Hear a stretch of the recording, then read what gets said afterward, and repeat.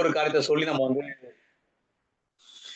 இந்த நாள் நம்ம மத்தியில வந்து பிரதர் முருகன் அவர்கள் முதல் முறையாக எனக்கு பிரதர் எப்படி தெரியும் அப்படின்னா வந்து பிரதர் டேவிட் கருணாநிதி அவர் மூலியமா தான் எனக்கு வந்து கனெக்ட் ஆனாரு. ஸோ உண்மையாவே வந்து சந்தோஷமா இருக்கு. ஏன் அப்படின்னா வந்து பாத்தீங்கன்னா வந்து இப்ப நம்ம மத்தியில வந்து பாத்தீங்கன்னு இப்போ ஒரு மெசேஜ் ஐ மீன் அவரோட சாட்சியை சொல்ல போறாரு, நம்ம கேட்க போறோம். ஒன் டே பிஃபோர் நினைக்கிறேன், எனக்கு தெரியல. அவர் சொல்லும் போது தெரியும், அவர் கண்டிப்பா நான் அதை சொல்லுவார்னு நினைக்கிறேன். இருந்தாலும் நான் வந்து இப்பவே நான் சொல்றேன். நானு 2 நாளைக்கு முன்னாடியோ இல்ல 1 நாளைக்கு முன்னாடியோ வந்து பாத்தீங்கன்னு அவருக்கு உடம்பு சரியில்லாம ஓகே பிரதர் வந்து ஹாஸ்பிட்டல்ல வந்து அட்மிட் ஆயிருந்தார். ஆனால் இந்த நாள்ல சாட்சியாக நம்ம மத்தியில வந்து எந்த ஒரு தடையும் இல்லாம ஆண்டவர் கொண்டு வந்திருக்காரு. நான் அதிலேயே விசுவாசிக்கிறேங்க. இந்த நாள்ல இணைந்து நம்ம எல்லாரோடையுமே ஆண்டவர் இடைப்பட போறாரு அப்படின்னு சொல்லிட்டு.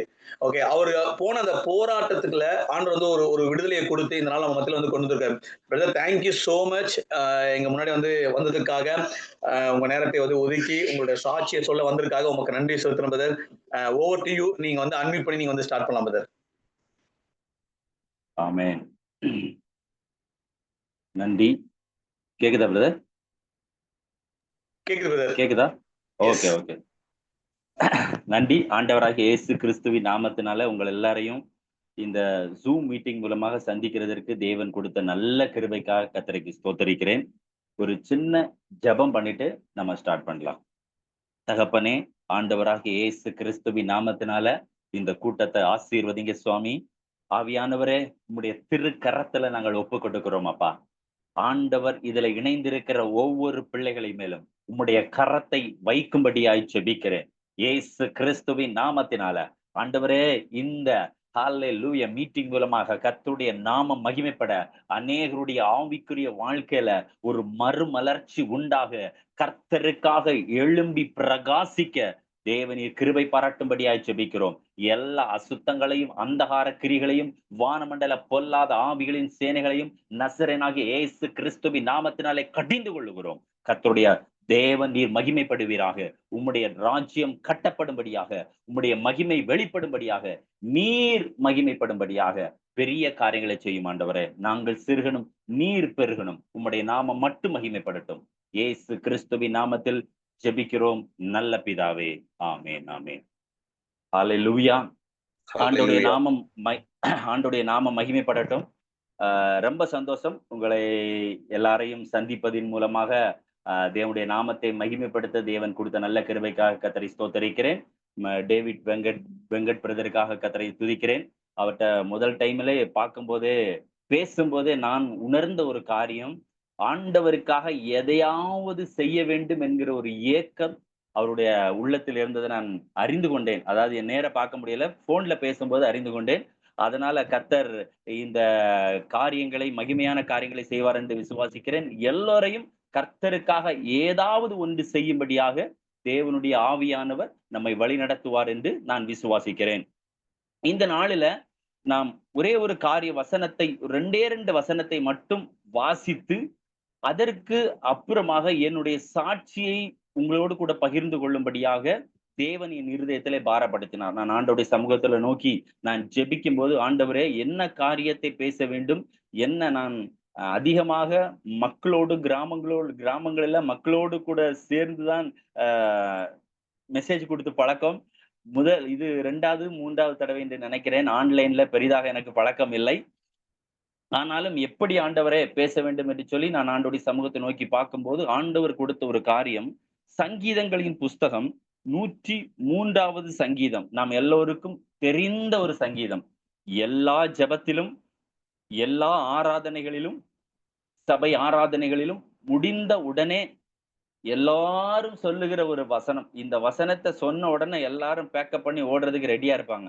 அப்படிப்பட்ட ஒரு வசனம் என்ன அப்படின்னா, என் ஆத்துமாவே கர்த்தரை ஸ்தோத்திரி, என் முழு உள்ளமே அவருடைய பரிசுத்த நாமத்தை ஸ்தோத்திரி. என் ஆத்துமாவே கர்த்தரை ஸ்தோத்திரி, அவர் செய்த சகல உபகாரங்களையும் மறவாதே. இந்த வார்த்தை தான் நான் அடிக்கடி யோசிச்சு பார்ப்பேன். இந்த வார்த்தையை நான் பெரிதாக தியானித்தது இல்லை. நாம யாரும் பெரிதாக இந்த வார்த்தையை கண்டுகொள்ள மாட்டோம். ஏன்னா அடிக்கடி கேள்விப்படுகிற ஒரு வார்த்தை. அடிக்கடி எல்லா ஜபங்களிலும், எல்லா ஆராதனைகளிலும் இந்த வார்த்தையை நம்ம கேள்விப்படுவோம். என் ஆத்துமாவே கர்த்தரை ஸ்தோத்திரி, என் முழுவதுமே அவருடைய பரிசுத்த நாமத்தை ஸ்தோத்திரி, அவர் செய்த சகல உபகாரங்களை மறவாதே என்று சொல்லி நம்ம வழக்கமா சொல்லிடுவோம். ஆனா இங்க சங்கீதக்காரனாகிய தாவீது இந்த வசனத்தை எழுதும்போது அவர் தன்னுடைய வாழ்க்கையிலே நடந்த, அதாவது கடந்து வந்த பாதைகளை அவர் திரும்பி பார்த்து நன்றியுள்ள ஒரு இருதயத்தோட இந்த சங்கீதத்தை எழுதுகிறார். என் ஆத்துமாவே என்று சொன்னால், என்னை எல்லா இக்கட்டுக்கும் நீக்கி விலக்கி பாதுகாத்த என் ஆத்துமாவை பாதுகாத்த என் ஆண்டவரே உம்மை ஸ்தோத்தரிக்கிறேன் என்று சொல்லி அவர் செய்த சகல உபகாரங்களையும் மறவாதே. ஏன்னா ஆண்டவர் நமக்கு நிறைய, அதாவது ஆங்கில பைபிள் அதை போட்டிருக்கு, பெனிஃபிட்ஸ் என்று சொல்லி போட்டிருக்குது. அவர் நிறைய பெனிஃபிட்டை நாம் ஆண்டவர் மூலமாய் அனுபவிச்சு கொண்டு வருகிறோம்.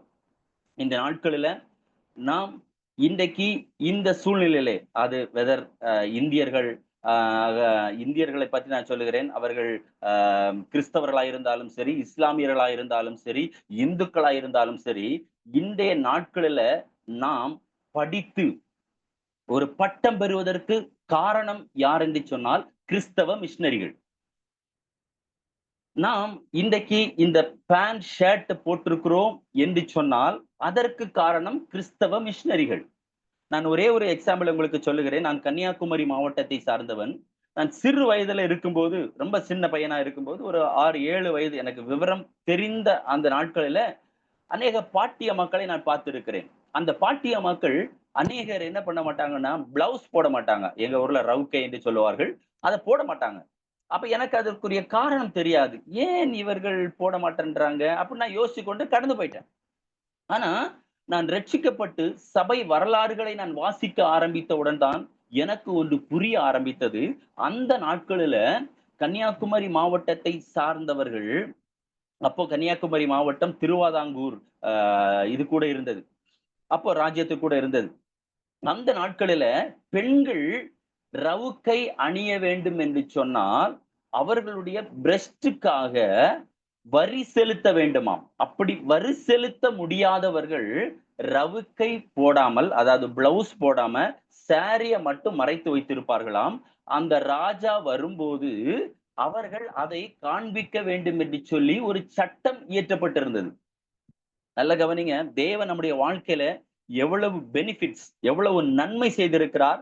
இந்த வசனத்தை வாசிக்கும் போதெல்லாம் நான் இதை நினைவு கூறுகிறேன். ஆண்டவரே, நீர் எங்கள் ஜனங்களை, குறிப்பாக எங்கள் தமிழ் ஜனங்களை அவ்வளவாய் நேசித்திருக்கிறீங்க ஆண்டவரே.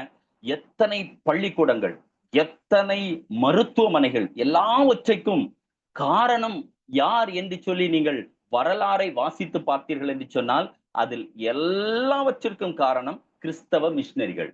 அதாவது தேவன் நம்மை நேசித்தபடினால அந்த மிஷினரிகளை தேவன் நம்முடைய தேசத்துக்கு அனுப்பி கொடுத்து இத்தனை உபகாரங்களையும் ஆண்டவர் நமக்கு செய்திருக்கிறார்.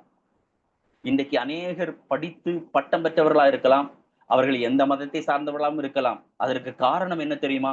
அதற்கு விதை போட்டவர்கள் யார் தெரியுமா? தேவனுடைய பிள்ளைகள், தேவனுடைய மிஷினரிகள். தேவனுடைய இரக்கம், தேவனுடைய அன்பு நிமித்தம் தேவன் நமக்கு அந்த காரியத்தை செய்திருக்கிறார். ஆகவே அந்த அந்த காரியங்களை நான் சிறு வயதுல பார்க்கும்போது அதுப்ப எனக்கு தெரியல. அதுக்கப்புறம் இந்த சரித்திரத்தை நான் வாசிக்கும் போது, கேள்விப்படும் போது என் உள்ளம் ஆண்டவரை துதித்தது. என் உள்ளம் ஆண்டவரை போற்றியது. ஆண்டவரே, நீர் எத்தனை நல்லவர். பள்ளிக்கூடத்துக்கு போக முடியாது, தண்ணீர் குடிக்க முடியாது, ஜாதிய தீண்டாமை நிமித்தமாக அநேகர் கஷ்டப்பட்டு கொண்டிருந்தார்கள். ஒரு குளத்தில போய் குளிக்க முடியாத ஒரு சூழ்நிலை, தண்ணீர் குடிக்க முடியாத சூழ்நிலை.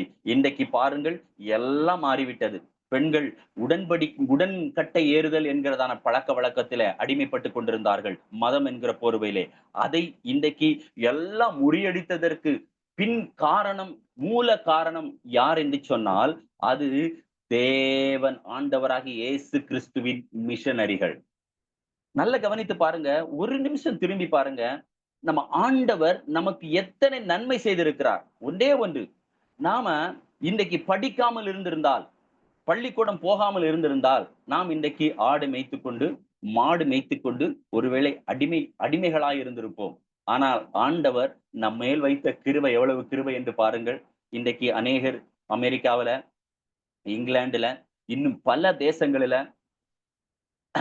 காரியங்களை செய்து கொண்டிருக்கிறார்கள், வேலை பார்த்து கொண்டிருக்கிறார்கள், ஆசீர்வதிக்கப்பட்டிருக்கிறார்கள். அதற்கு காரணம் யார் என்று சொன்னால், அது தேவன் போட்ட கிருபை, தேவன் நமக்கு செய்த உபகாரங்கள், பெனிஃபிட்ஸ் தான் அர்த்தம். இன்றைக்கு நாம் படித்திருக்கிறோம் என்று சொன்னால், முதல் முதல் இந்த புத்தகம், அதாவது பேப்பர் அச்சடிக்கப்பட்டது, பேப்பர்ல பிரிண்ட் பண்ணப்பட்டது தமிழ் புத்தகம்.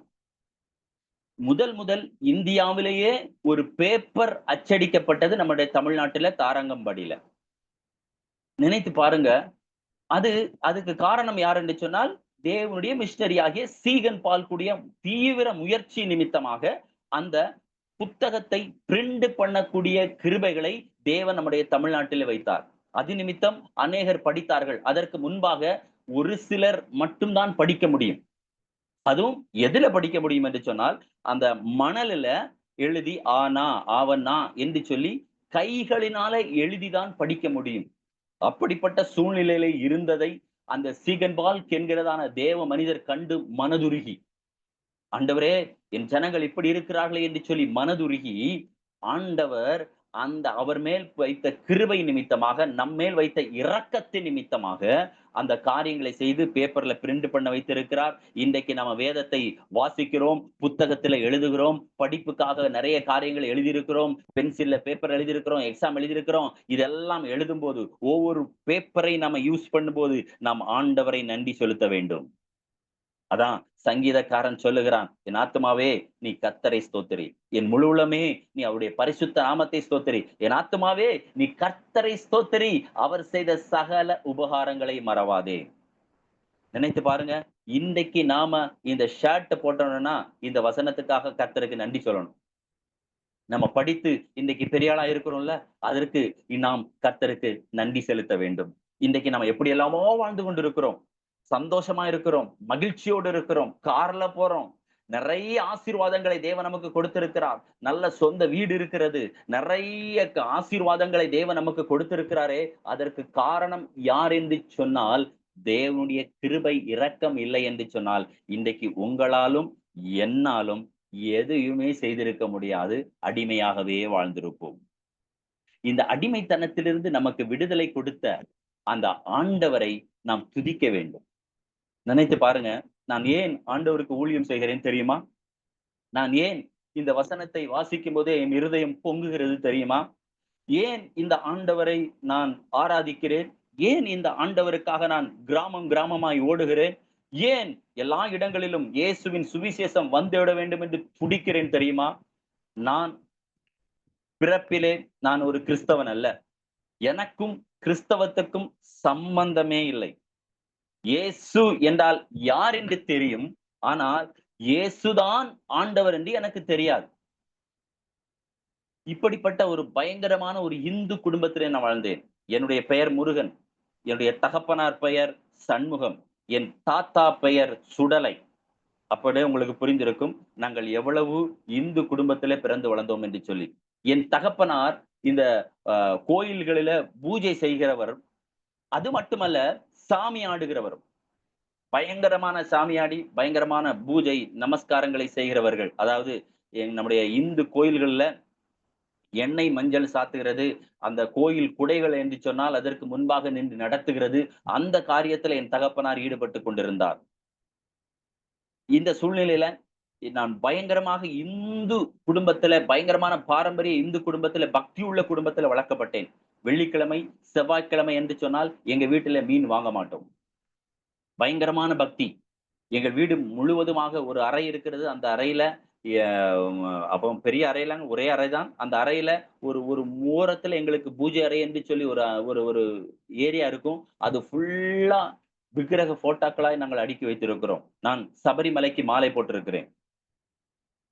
என்னுடைய பெயர் முருகன் என்று வருவதற்கு காரணமே, என் தகப்பனுக்கும் தாய்க்கும் முதல் ஆண் பிள்ளை பிறந்தது, அது இறந்து விட்டது. 2வது பெண் பிள்ளை, அடுத்ததும் பெண் பிள்ளை. அதற்கு அப்புறமாக கிட்டத்தட்ட ஒரு 9 வருடமாக குழந்தையே இல்லாத சூழ்நிலையில ஒரு ஆண் பிள்ளை வேண்டும் என்று சொல்லி எனக்காக அவர்கள் பயங்கரமாக பிரயாசப்பட்டார்கள். ஒரு 9 வருடமாக குழந்தையே பிறக்கவில்லை. எப்படியாவது நமக்கு ஒரு ஆண் பிள்ளை வேண்டும் என்று சொல்லி திருச்செந்தூர் என்கிறதான தமிழ்நாட்டுல திருச்செந்தூர் என்கிறதான கோயிலுக்கு போய் அங்கு போய் நேர்ந்து, நீ எனக்கு ஆண் குழந்தையை கொடுத்தால் நான் உனக்கு 7 ஊர்ல போய் பிச்சை எடுத்து உனக்கு நான் காரியங்களை நிறைவேற்றுகிறேன், என் மகனுக்கு உன்னுடைய பெயரையே வைக்கிறேன் என்று சொல்லி அவர்கள் நேர்த்தி கடன் செய்தார்கள். அந்த நேர்த்தி கடன் செய்த அடுத்த மாதத்திலேயோ அடுத்த வருஷத்திலேயோ நான் கருவுற்றேன். குழந்தை பிறந்தது, ஆண் பிள்ளை. அதனால போய் 7 ஊர்ல பிச்சை எடுத்து எனக்கு திருச்செந்தூர்ல போய் தான் முருகன் என்று பெயர் வைத்தார்கள். நான் முருகன் என்கிற பெயருக்காய் கர்த்தரை ஸ்தோத்தரிக்கிறேன். முருகன் என்று சொன்னால் பெயருடைய அர்த்தம் என்ன தெரியுமா? அழகு. அதனால்தான் நான் மிகவும் அழகா இருக்கிறேன், கருப்பா இருந்தாலும். அல்லேலூயா. சோ அழகு என்று சொல்லி எனக்கு பெயர் வைத்தார்கள். இப்படி நான் பயங்கரமான ஒரு பாரம்பரியமாக இந்து குடும்பத்துல வளர்க்கப்பட்டேன்.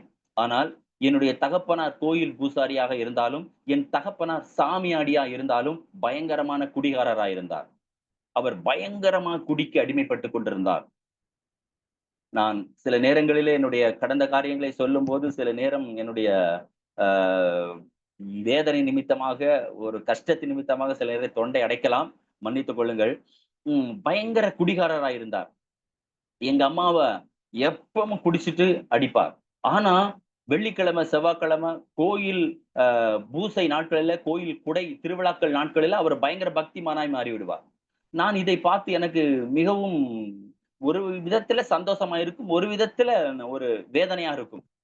என்ன இப்படி நடக்குதே என்று சொல்லி சாமியை பார்த்து நான் கும்பிடுவேன். சாமி, நீங்கள் உண்மையான கடவுள் தானே, உண்மையான கடவுளா இருந்தால் எங்க குடும்பத்தில் இருக்கிற வறுமைகள், கஷ்டங்கள் மாறட்டும். ஏனென்று சொன்னால் என் என் என் தகப்பனார் நல்ல பணக்கார குடும்பத்தில பிறந்து வளர்ந்தவர். அவர் எங்க அப்பாவுக்கு எங்க தாத்தா ஒரு வீடு, 1.5 ஏக்கர் நிலத்தை எழுதி வைத்தார்.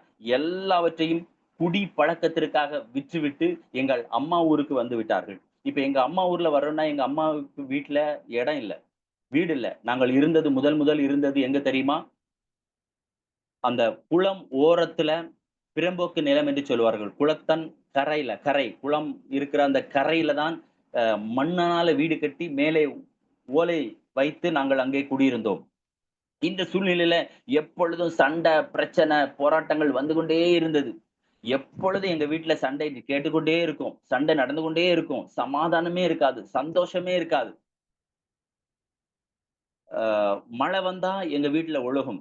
இப்படிப்பட்ட பயங்கரமான கஷ்டம், கஷ்டத்தின் மத்தியிலும் எப்படியா இது எங்களுக்கு ஒரு விமோச்சனம் கிடைக்காதா, எங்களுக்கு ஒரு சந்தோஷம் கிடைக்காதா என்று சொல்லி நான் அனுதினமும் அழுவேன். நான் பயங்கர பக்தி உள்ளவன். நான் எங்க ஊர்ல இன்றைக்கும் தெரியும், நல்ல பக்தி உள்ளவன். நான் வெளியில போகும்போது சந்தனம், குங்குமம் இல்லாமல், திருநீர் இல்லாமல் வெளியிலே போக மாட்டேன். அவ்வளவு பக்தி. சாமி, ஒவ்வொரு கோயிலுக்கும் போய் நான் கும்பிடுவேன். சாமி, எப்படியாயிலும் என் குடும்பத்துல சமாதானம் வந்துடணும். எங்க குடும்பத்துல பாருங்க டெய்லி சண்டை நடக்குது, டெய்லி பிரச்சனை நடக்குது. நாங்க உங்களைத்தானே கும்பிடுறோம், ஏன் எங்க குடும்பத்துல இவ்வளவு சண்டை பிரச்சனை என்று சொல்லி நான் பயங்கரமாய் கேட்டிருக்கிறேன். இந்த குடி, சண்டை, பிரச்சனையை பார்த்து பார்த்து பார்த்து வளர்ந்தபடினால எனக்கு சரியாக படிப்புல ஒரு ஈடுபாடு வரவில்லை. என் மூத்த அக்கா 5ஆம் கிளாஸ் வரைக்கும் படித்தார்கள். அதற்கு அப்புறமாக அவர்களால் படிக்க முடியவில்லை. என்னுடைய 2வது அக்கா 2ஆம் கிளாஸ் வரைக்கும் தான் படிச்சாங்க. அதுக்கப்புறம் படிக்க முடியவில்லை. காரணம் வறுமை. அவர்களால் படிக்க வைக்க முடியவில்லை.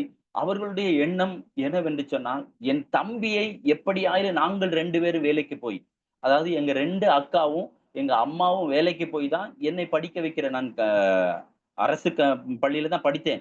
ஆனாலும் அவ்வளவு வறுமை நிமித்தமாக அவர்கள் வேலையை விட்டுட்டாங்க. படிப்பை விட்டுட்டாங்க. வேலை பார்த்து கொண்டே சிறு வயதிலேயே களை பிடுங்குவதும், நாற்று நடுகிற வேலைக்கும் அவர்கள் சென்றார்கள். சென்று என்னை வளர்த்தார்கள், படிக்க வைத்தார்கள். ஆனா எங்க தகப்பனார்னால ஒரு நிம்மதி இல்லை, சந்தோஷம் இல்லை, சமாதானம் இல்லை. நான் இதை பார்த்து பார்த்து பார்த்து வளர்ந்தபடினால எனக்குள்ளாக ஒரு எண்ணம் பிறந்தது. நான் எப்படியாயிலும் நல்லவனாய் வாழ வேண்டும். சிறு வயதிலிருந்தே எப்படியாயிலும் நல்லவனா வாழ்ந்து என் குடும்பத்தின் கஷ்டத்தை மாற்றிவிட வேண்டும். என் தாயாருடைய கஷ்டத்தை மாற்றிவிட வேண்டும்.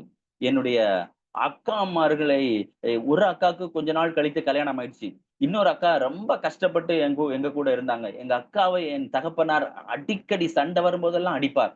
ஒரு நாள் நீங்கள் நம்பினாலும் சரி, நம்பாவிட்டாலும் சரி, சொந்த மகளை என் தகப்பனார் பெரிய ஒரு கம்பு எடுத்து எங்க அக்காவுடைய மண்டையை பிளந்து விட்டார். ஹாஸ்பிட்டல்ல அட்மிட் ஆகி கிட்டத்தட்ட அவளுக்கு ஒரு 8, 10 தையல் போட்டிருப்போம்னு நினைக்கிறேன். அவ்வளவு கஷ்டம், அவ்வளவு சண்டை, பிரச்சனை, போராட்டங்கள். இப்படி போய்க்கொண்டிருக்கிற இந்த சூழ்நிலையில எனக்கு ஒரு எண்ணம் என்னன்னா, நான் எப்படியாவது நல்லவனாய் வாழ்ந்து விட வேண்டும். நல்லவனா வாழணும். அதான் என்னுடைய ஆசை. ஆனா, நான் கோயிலுக்கு போனேன். எல்லா காரியத்தையும் செய்தேன். நானும் என் 2வது அக்காவும் அ வயலுக்கு போய்க் கொண்டிருக்கும்போது, வயல்ல வேலை பார்த்துக் கொண்டு நான் ஸ்கூல் முடிந்த நாட்கள் எல்லாம் வேலை வேலை சின்ன சின்ன வேலைகளை எல்லாம் செய்வோம். அப்ப வேலை பார்த்துக் கொண்டிருக்கும்போது, இன்னொரு வயலுக்கு நாங்கள் தண்ணி பாய்க்கக்கூடிய வேலைக்காக போய்க்கொண்டு வரும்போது, அங்கு பாம்பை பார்த்தோம்.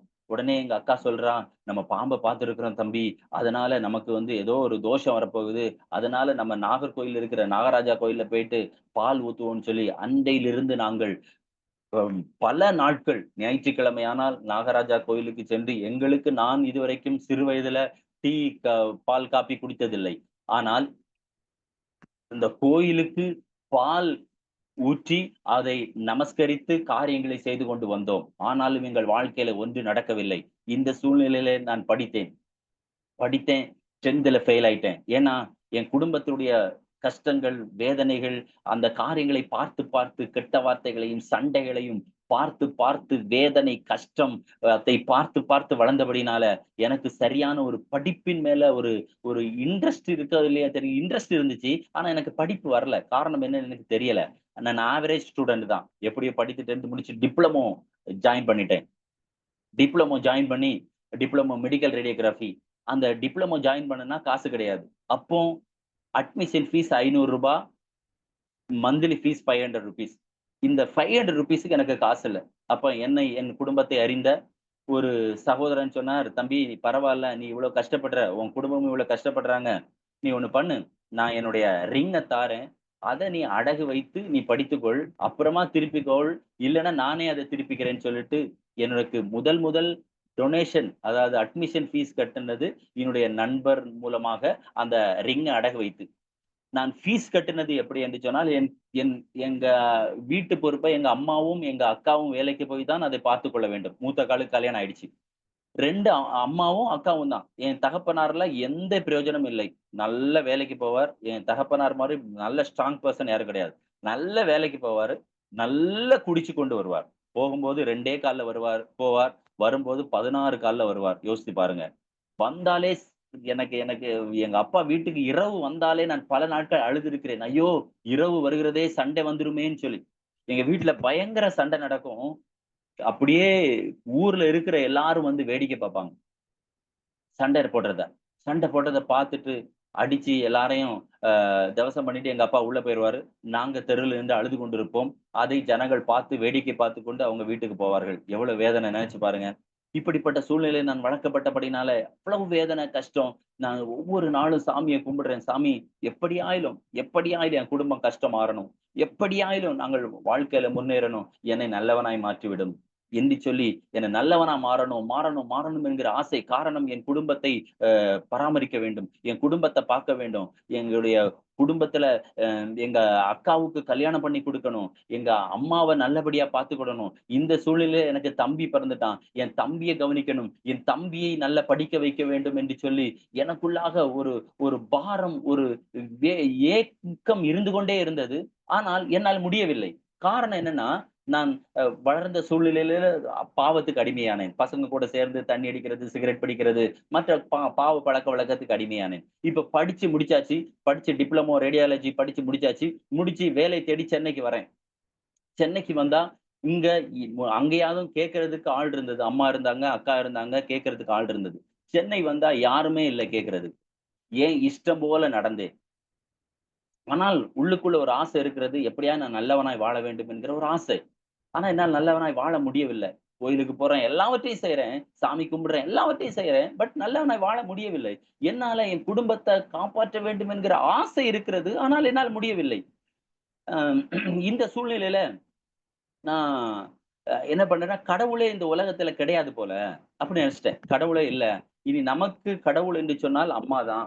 நமக்கு கடவுள்னா இதுவரைக்கும் நம்ம சாமி கும்பிடாத சாமி கிடையாது. சபரிமலைக்கு மாலை போட்டுட்டோம், திருச்செந்தூர் கோயிலுக்கு போயிட்டோம், எங்க குலதெய்வம் இருக்கிறது, அந்த குலதெய்வத்துக்கு எல்லாவற்றையும் செய்து பார்த்துட்டோம். மந்திரங்கள், நமஸ்காரங்கள், பல காரியங்கள். குடுகுடுப்பக்காரன் வந்தா எங்க வீட்ல தான் வருவான். வந்து எல்லா பூஜைகளும், தகடு வைக்கிறது எல்லாவற்றையும் நாங்கள் செஞ்சுட்டோம். ஒன்றும் எங்களுக்கு எந்த ஒரு முன்னேற்றமும் எங்க வாழ்க்கையில இல்லை. இந்த சூழ்நிலையில தான் எனக்கு பயங்கர வேதனை, கஷ்டம். நான் ஒரு முடிவெடுத்தேன். இந்த உலகத்துல கடவுள் என்று ஒன்றுமே கிடையாது. அதனால கடவுளே இல்லை. நம்ம வாழ்ந்து கொண்டிருப்போம் என்று சொல்லி கடவுள் நம்பிக்கை அற்றவனாய் நான் வாழ்ந்து கொண்டிருந்தேன். சென்னையில பயங்கர குடிப்பழக்கத்துக்கு அடிமையானேன். எல்லா பாவ பழக்கவழக்கத்துக்கு அடிமையான நண்பர்களோடு கூட சேர்ந்து சுத்தினேன். எல்லா காரியத்தையும் செய்தேன். ஆனா குடும்பம் இவ்வளவு கஷ்டப்படுகிறது என்பதை நான் சில நேரங்கள்ல மறந்து விடுவேன். ஊருக்கு பணம் அனுப்புவேன். ஆனா, அந்த அளவுக்கு நான் குடும்பத்தை சரியாக கவனித்து பாரம் என்று சொன்னால் இல்ல. ஆனா, ஊருக்கு போனா அப்படி நல்லா இருக்கணுமே. நான் பிறந்ததிலிருந்தே வளர்ந்த வரைக்கும் ஓலை குடிசை வீடு. இந்த ஓலை குடிசையில மாறணுமே அப்படிங்கிற ஒரு ஏக்கம். அடுத்தது நான் படித்து சரியா படிச்சு கஷ்டப்படுறனால, என் தம்பிய எப்படியாயிலும் நல்லா படிக்க வச்சிர வேண்டும். அப்படிங்கிற ஒரு ஆசை. ஏன்னா ஒரு நாள் நான் வேலை பார்த்துக் கொண்டிருக்கும்போது இரவு பணியில பயங்கர பேஷண்டா வர்றாங்க. தூங்கவே முடியல. கஷ்டம். எக்ஸ்ரே எடுத்து வந்துட்டே இருக்குது. நான் உட்கார்ந்து அழுதேன். ஐயோ! ஆண்டவ் இவ்வளவு கஷ்டப்படுறேனே! இவ்வளவு வேதனைப்படுறேனே! ஏன் என் வாழ்க்கையில இவ்வளவு வேதனை? அப்படின்னு சொல்லிட்டு நான் சரியா படிக்காதனால தானே எனக்கு இந்த பிரச்சனை. அன்றைக்கு கண்ணீரோடு ஒரு தீர்மானம் எடுத்தேன். ஏன் நான் ந நல்ல நல்லவனாகி, நான் சம்பாரித்து என் தம்பிய நல்லா படிக்க வச்சு, அவன் உட்கார்ந்து வேலை பார்க்கணும். அந்த மாதிரி நான் செய்யணும் அப்படின்னு சொல்லி எனக்கு அன்னைக்கு ஒரு தீர்மானம் எடுத்தேன். சோ அதனால என் தம்பிய படிக்க வைக்கணும். எங்க அக்காவ கல்யாணம் பண்ணி அந்த 2வது அக்காவுக்கு இந்த சூழ்நிலையில கல்யாணம் ஆயிடுச்சு. கல்யாணம் ஃபுல்லா கடன். கடன் வாங்கி தான் கல்யாணம் பண்ணியிருக்கிறோம். அந்த கடன தீர்க்கணும், அம்மாவ பார்த்துக்கணும். இப்படி நெறைய பொறுப்புகள் எனக்குள்ளாக இருந்தாலும், எனக்கு ஒரு ஒரு ஒரு குடிப்பழக்கத்துக்கும், மற்ற காரியங்களுக்கு அடிமையான நிமித்தமாக என்னால் சம்பாரிக்க முடியல. பணம் வந்து வருது, ஆனா செலவாயிட்டு இருக்குது. நிம்மதி இல்ல, சந்தோஷம் இல்ல, ஒரு விடுதலை இல்ல. ஒண்ணுமே பண்ண முடியல. எல்லா வாலிபர்களும் எங்க ரூம்ல இருக்கிற பசங்கள்லாம், "எங்க அப்பா அப்படி செஞ்சாங்கடா, எங்க அம்மா அப்படி செஞ்சாங்கடா, எனக்கு அந்த வீடு இருக்குடா, எனக்கு சொத்து இருக்குடா, வயல் இருக்குடான்னு" சொல்லும்போது நான் உட்கார்ந்து ஃபீல் பண்ணுவேன். ஆண்டவரே! இவங்க எல்லாரும் இப்படியெல்லாம் சொல்றாங்க கடவுளே! எனக்கு ஆண்டவர அப்ப தெரியாது. இப்படிலாம் சொல்றாங்க. எனக்கு பாருங்க ஒண்ணுமே இல்ல. நான் தான் எல்லாத்தையுமே பார்க்க வேண்டிய சூழ்நிலை இருக்குது. வீட்டை ஃபுல்லா நான் தான் பார்க்கணும். எல்லாரும் சந்தோஷமா இருக்கிறாங்க. என்னால சந்தோஷமா இருக்க முடியலையே! சரி ஏன் எனக்கு இவ்வளவு கஷ்டம்? அப்படின்னு சொல்லி பல நாட்கள் நான் துன்பப்பட்டது உண்டு. இந்த சூழ்நிலையில நான் என்ன பண்ணேன் அப்படின்னா, எனக்கு அ பார்ட் டைமா எனக்கு ஒரு ஜாப் வேணும் அப்படின்னு சொல்லி ஏன்னா நான் இன்னொரு ஒரு மெடிக்கல் காலேஜ்ல ஒர்க் பண்ணேன். அந்த மெடிக்கல் காலேஜ்ல ஒர்க் பண்ணி ஈவினிங் டைம்ல நான் ஃப்ரீயா இருந்தேன். அப்ப ஈவினிங் டைம்ல நம்ம வேலை பார்த்தா இன்னும் கொஞ்சம் காசு கிடைக்கும் நமக்கு. அப்ப நம்ம வீட்டுக்கு அனுப்பி நம்மளுடைய கடன்கள் எல்லாம் மாறிரும். நம்ம பிரச்சனை எல்லாம் தீர்ந்துரும்னு சொல்லி பார்ட் டைமா நான் ஒரு வேலைக்கு போக ட்ரை பண்ணேன். அப்ப எனக்கு கடவுள் கிருபையினால அ சென்னையில ஒரு பார்ட் டைம் ஜாப் கிடைச்சுச்சு. போகும்போது ஒரு சின்ன கிளினிக். அந்த கிளினிக்ல அவரு வந்து ஒரு பிசியோதெரபிஸ்ட்டா ஒருவர் இருந்தார். நான் ரேடியோகிராஃபரா அங்க ஜாயின் பண்ணியிருந்தேன். அப்போ அங்க போகும்போது வேலை எனக்கு கிடைச்சுச்சு. போகும்போது அந்த டாக்டர் சொன்னாரு, "இவரு தான் இந்த கிளினிக்குக்கு இன்சார்ஜ். இவரு என்ன சொல்றாரோ அத செஞ்சுருங்க." அப்படின்னு சொல்லும்போது, ஒரு நபர் அங்க பிசியோதெரபிஸ்ட்டா இருந்தார். அவர பார்த்த உடனே, "வாங்க பிரதர் நீங்க உட்காருங்க. நம்ம 2 பேரும் தான் இந்த கிளினிக்ல நீங்க நான் பிசியோதெரபிஸ்ட், நீங்க ரேடியோகிராஃபர். நம்ம தான் இந்த கிளினிக் நடத்தப் போறோம். நம்ம டாக்டர் கூட நம்ம ஹெல்ப் பண்றோம்ன்னு" சொல்லி முதல் நாள் எனக்கு ஓரியன்டேஷன் குடுத்தாரு. எல்லாம் பார்த்தா பேசியாச்சு. நெக்ஸ்ட் டே என்ன பார்த்தார். என்ன பார்த்து அவரு சிரிச்சுக்கொண்டு நல்லா பேசினார். 3வது நாள் பைபிள கையில் எடுத்தார். அவர் வரும்போதே பைபிளோட தான் கையில வருவார். பைபிள கையில எடுத்து வசனத்த வாசிக்க ஆரம்பிச்சாரு பாருங்க. எனக்கோ கோபம் வந்துருச்சு.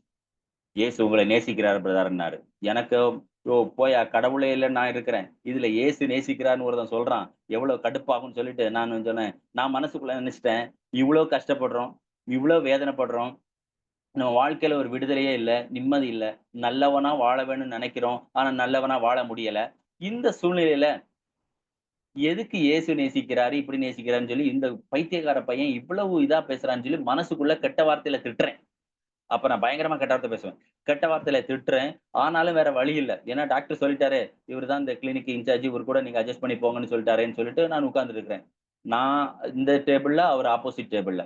உட்கார்ந்து வசனத்த எடுத்து வாசி, வாசி எனக்கு சொல்லிக் கொண்டே இருப்பார். எனக்கு கோபம், எரிச்சல் வந்துட்டே இருக்கும். பயங்கரமா எரிச்சல் வரும். வேற வழி இல்ல. கேட்டு தான் ஆகணும். அவர் ஆதியாகமம் தொடங்கி வெளிப்படுத்தின விசேஷம் வரைக்கும் எல்லாத்தையும் சொல்லுவார். எனக்கு முக்கியமா நீதிமொழிகள்ல இருந்து நிறைய காரியங்களை சொல்லிக் கொடுப்பார். எனக்கு கோபம் பொக்கிட்டு வரும். ஆனா, அவர் என்ன சொல்லுவாருன்னே எனக்கு புரியாது. அவர் சொல்லுவாரு, நாங்களும் இந்து குடும்பத்துல இருந்தோம். எங்களுக்கும் ஊரு திருநெல்வேலி, வள்ளியூர். எங்க குடும்பத்துல எல்லாரும் தற்கொலை பண்ணிட்டாங்க. எங்க அம்மா, அப்பா லெப்ரசி பேஷண்ட். நாங்க பிச்சை எடுத்தோம் சென்னையில. ஆனா இன்னைக்கு ஆண்டவர் எங்களை இப்படி வச்சிருக்கிறாருன்னு சொல்லி சாட்சி சொன்னார். இந்த சாட்சி சொல்லும்போது எனக்கு அட லூசு பையன் நம்மளும் எவ்வளவு என்னெல்லாமோ பண்றோம். ஒண்ணும் நடக்கல. இவரு ஆண்டவர் இது பண்ணிட்டாரான்னு சொல்லிட்டு என் மனசுக்குள்ள அவரை திட்டிட்டே இருப்பேன். அப்போ ஒரு நாள் அவர் என்னை ரொம்ப நேசிச்சார். ரொம்ப நேசிச்சு எனக்கு என்ன சொன்னாருன்னா, "நீங்க எங்க வீட்டுக்கு வாங்க." ஆ பைபிள பிரசன்ட் பண்ணார். ஒரு புதிய ஏற்பாடு பைபிள பிரசன்ட் பண்ணாரு. அந்த பைபிள நான் தொடவே இல்ல. எங்க ரூம்ல தூக்கி போட்டேன். நம்ம பேச்சுலர் பசங்க நான் பைபிள் வாசிச்சேன்னா அவனுங்க வேற கலாய்ப்பானுங்க. அதனால நானு பைபிளே வாசிக்கல தூக்கி ஒரு ஓரத்துல போட்டேன். போட்டுட்டு ஒரு நாள் எனக்கு மனத்துல ரொம்ப வேதனை. குடும்ப பாரம் ஒரு பக்கம் அப்படி ஓடிட்டு இருக்குது. இன்னும் நம்ம 2002, 3 நாட்கள் இல்ல. இன்னும் நம்ம எங்க வீட்ல 2003ல கூட கரண்ட் இல்ல. 2002 வரைக்கும் கரண்ட் இல்ல. கரண்ட் நம்ம வீட்ல இல்ல. அ இப்பதான் ஓலை குடிசை. இன்னும் ஓலையில தான் இருக்கிறோம். இ இவ்வளவு கடன் பிரச்சனை. தம்பி படிச்சுட்டு இருக்கிறான். அவன படிக்க வைக்கணும். என்ன பண்றதுன்னே தெரியலையே!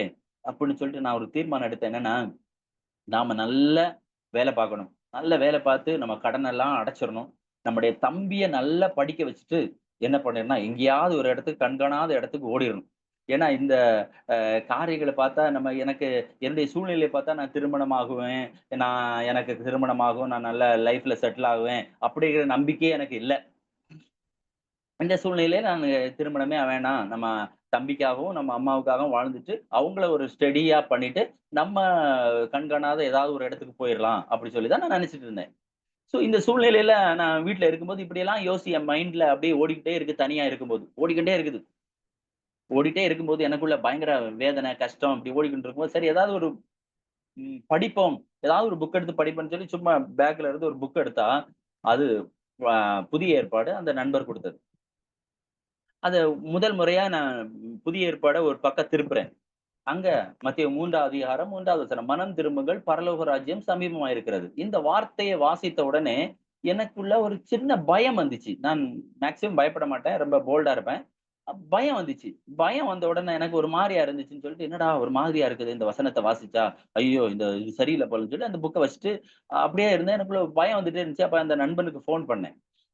அந்த பிசியோதெரபிஸ்ட்க்கு நான் கால் பண்ணேன். கால் பண்ணி சொன்னேன். இப்படி இந்த வசனத்த வாசிச்சேன். எனக்கு பயம் இருக்குது. பயமா இருக்குது. என்னன்னு தெரியல. ஒரு மாதிரியா இருக்குன்னு சொன்னோனே, அவரு அல்லேலூயா! இயேசு உங்களை நேசிக்கிறார் பிரதர் அப்படின்னு சொன்னாரு. பைபிள வாசிச்சேன். ஒரு வசனத்த வாசிச்சு கொஞ்சம் பயமா இருந்துச்சு. இதுக்கும் இயேசு நேசிக்கிறாருக்கு என்னய்யா சம்மந்தம் இருக்குது? என்னய்யா சொல்றேன்னு மனசுக்குள்ள நெனச்சுட்டு, அவர்ட்ட நான் பேசிட்டு மறுநாள் அவர மீட் பண்ணேன். அவர் வசனத்த நெறைய சொல்லி தந்தாரு. எனக்கு ஒண்ணும் நம்பிக்கை இல்ல. அப்ப அவர் சொன்னாரு, "நீங்க என் கூட சர்ச்சுக்கு வாங்க." அப்படி சொன்னார். சனிக்கிழமை அவங்க வீட்டுக்கு என்ன கூட்டிட்டு போனார். நல்ல சாப்பாடு குடுத்தார். அப்ப நான் பேச்சுலரா இருந்தனால சரியா சாப்பாடு கூட கிடைக்காது. ம். அ போயாச்சு. போய் அவங்க வீட்டுக்கு போயிட்டு நல்லா சாப்பிட்டாச்சு. சாப்பிட்டுட்டு காலையில என்ன எழுப்புறார். எழுப்பி ரெடி பண்ணி நான் சர்ச்சுக்கு போறோம். சென்னையில இருக்கிற ஒரு பெரிய சர்ச். அந்த சர்ச்சுக்கு போனா கிட்டத்தட்ட ஒரு 6000, 7000 பேர் இருப்பாங்கன்னு நெனைக்கிறேன். சுத்திலும் பார்த்தா எல்லாரும் ஆண்டவர ஆராதித்துக் கொண்டிருக்கிறார்கள். கரங்களை உயர்த்திக் கொண்டிருக்கிறாங்க. கண்ணீர் வடிக்கிறார்கள். நிறைய பேர் அல்லேலூயா என்று சொல்லி ஆர்ப்பரிக்கிறார்கள். பாட்டு பாடுறாங்க. எல்லாம் நான் சுத்திலும் பார்த்தேன். எனக்கு ஒண்ணுமே தெரியாது. நான் சர்ச்சில போய் உட்கார்ந்தேன். பைபிளும் கையில கொண்டு வரல. உட்கார்ந்தா பாட்டு பாடுறாங்க, என்னெல்லாமோ பண்றாங்க. எனக்கு ஒண்ணும் புரியல. எந்திரிச்சு நிக்க சொன்னாங்க. நானும் எந்திரிச்சு நின்னேன். அந்த பாஸ்டர் ஒரு 45 மினிட்ஸ் மெசேஜ் எடுத்தாரு. எனக்கு ஒண்ணும் புரியல. எதுவுமே தெரியல. அப்ப கடைசி நேரத்துல எல்லாரும் எழுந்திருந்து ஜெபம் பண்ணுங்கன்னு சொன்னாரு. நானும் எழுந்தேன். எழுந்து எல்லாரும் கண்ண மூடி ஜெபம் பண்றாங்களே! நம்மளும் ஜெபம் பண்ணி பார்ப்போம். இத்தனை வருஷமா நம்ம சாமிகிட்ட எத்தனையோ சாமிகிட்ட கும்பிட்டாச்சு. ஒண்ணும் ஒண்ணும் சரியாகல. அப்ப இந்த சாமிட்டயா நம்ம கேட்டு பார்ப்போமேன்னு சொல்லிட்டு நான் என்ன பண்ணேன், கடவுளே நான் சொன்ன முதல் ஜெபம், கடவுளே எனக்கு உங்க மேலலாம் நம்பிக்கை இல்ல. நாங்க எத்தனையோ தெய்வத்திட்ட கும்பிட்டு பார்த்துட்டேன். எனக்கு ஒண்ணும் நடக்கல. இப்ப என் ஃப்ரெண்ட் சொல்றான், நீங்க தான் உண்மையான கடவுள். அவன ஆசீர்வதிச்சீங்களாம். அவனுக்கு என்னெல்லாமோ செஞ்சீங்களாம். உண்மையான கடவுள்னு அவன் சொல்றான். நீங்க உண்மையான கடவுளா இருந்தால், நான் முதல் ஜெபம் இதுதான். உண்மையான கடவுளா இருந்தா, என்ன நல்லவனாய் மாற்றுங்க. நீங்க அப்படி என்ன நல்லவனா மாற்றிட்டீங்கன்னா, நான் உங்க ஊழியத்த செய்றேன். நான் முதல் ஜெபம் அதுதான். எனக்கு ஊழியம்னா என்னன்னு தெரியாது. எதுவும் தெரியாது. நான் செய்த முதல் ஜெபம் இதுதான். ஜெபம் பண்ணியாச்சு. வீட்டுக்கு வந்தாச்சு. வீட்டுக்கு வந்தோனே என் ஃப்ரெண்ட்ஸ் எல்லாம் சொல்றாங்க, "என்னடா மச்சான் உன் ஃபேஸ் எல்லாம் வித்தியாசமா இருக்குது" அப்படின்றாங்க. "இல்லடா மச்சான் நான் சர்ச் போயிட்டு வரேன் அவ்வளவுதான்." "என்னடா புதுசா சர்ச்?" அப்படின்னாங்க. "இல்லடா எனக்கு பிடிச்சிருக்கு நான் போறேன்" அப்படின்னு. அன்றிலிருந்து என்னுடைய வாழ்க்கை ஒரு யூ டர்ன் ஆன மாதிரி ஒரு காரியம் என் வாழ்க்கையில சம்பவித்தது.